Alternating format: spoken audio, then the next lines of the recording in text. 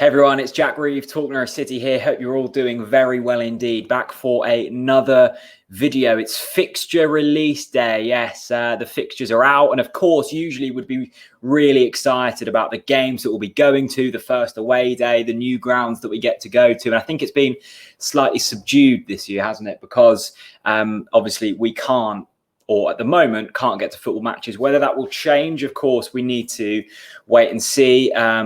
It's still very much up in the air.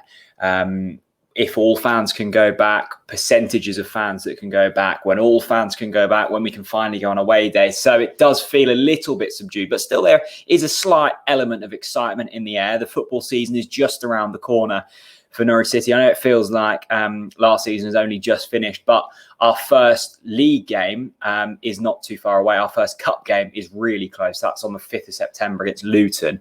So let's take a look at the fixture list then. Let's go to September, and this is how it looks. It's Luton away. That's in the Carabao Cup. That's on the 5th of September. And then the first three league games are Huddersfield away, Preston at home, and Bournemouth away. That Luton game is pretty much going to be a competitive friendly. I mean, if you look at the players that might be away with international duties, Tim Krul, Pukki, Poeta, Dermich, McGovern, Sinani, McLean, Hanley, Aaron, Skip, Dow, Godfrey, Cantwell, Sorensen, and Ballymunba. That's the players that could potentially be called up for international duties, whether that's first team or youth ranks. It's going to be very tough to make a good judgment in that game against Luton. Of course, we played them last pre-season, and I think a lot of people got really excited about what they saw that day. You have to take these games at the start of the season with a slight degree of a slight pinch of salt, I think it could be said. But let's quickly take a look at them first three league games again. It's an away game to start off with at Huddersfield, then it's Preston, then it's Bournemouth. I mean, it's not the easiest set of fixtures. I think you'd probably want to start with a home game, although, well, it's tough now with fans, isn't it? I think you always like to start at home. You've got the you've got the fans on board. However, you could argue, well, it brings pressure. Well, it's not going to bring anything this time around. It's unlikely there's a massive home or away advantage anymore. I think that's especially for the smaller clubs in the Premier League, that home advantage had completely gone. Whether that's different in the Championship, we'll have to wait and see. I think what's really interesting with this Championship campaign, though, is the fact of the same amount of games that you need to fit in a far shorter period of time. I mean, what are we with the 21st of August now? We would have already started the season in under normal circumstances. We haven't kicked a competitive ball yet, so we are very much behind, and there is going to be real pinch points in this campaign. And as I've said multiple times on these videos, it's really crucial that we go into this season with a big squad. And I'm always slightly adverse to that, because you get players maybe not as competitive because they're too far away from the squad and they might not get in. And then when they do get in, they're not quite up to match fitness. And I don't know, I'm not a massive fan of big squads. I think this time around, just through the amount of injuries that will be picked up, the amount of games that you're playing, you will need that.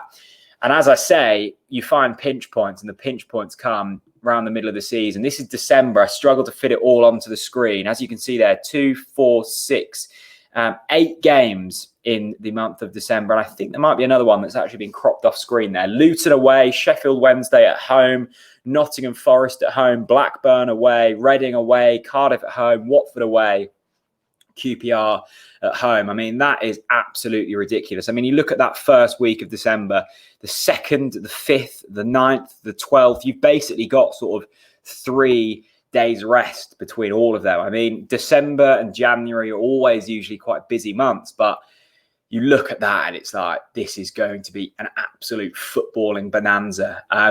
From the point in which the football returned from lockdown to the end of like 2022 now, there's probably going to be consecutive football. I mean, there's still football going on now. You've got the Europa League final tonight. You've got the Champions League final on Sunday.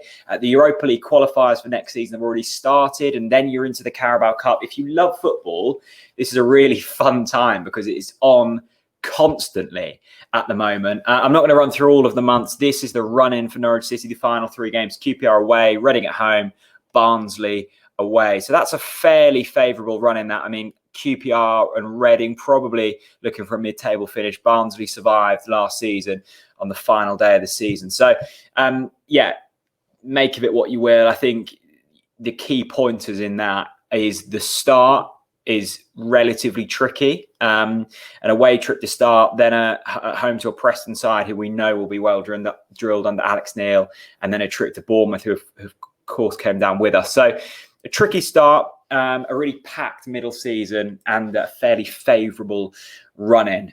Also, Norwich City have played their first pre-season game. It was a behind closed doors fixture against MK Dons. If you head over to the Norwich Twitter page, they have put some highlights up of the goals. This was the team that started. I mean, very different, isn't it, to... where's my face? Here I am. Very different to what we saw. Let me move over here, actually. What we saw at the end of last season. Krul, Ballimumba, Zimmerman, Close and McCallum, Roop and Sorensen in the middle with Martin, Poeta and Dow in behind the striker of Danel Sinani. Now, I don't think we necessarily signed Danel Sinani as a striker, but it's clear that Farke wants to experiment with him there, and we haven't got too much pre-season to experiment with, so we might as well get them experiments in early doors.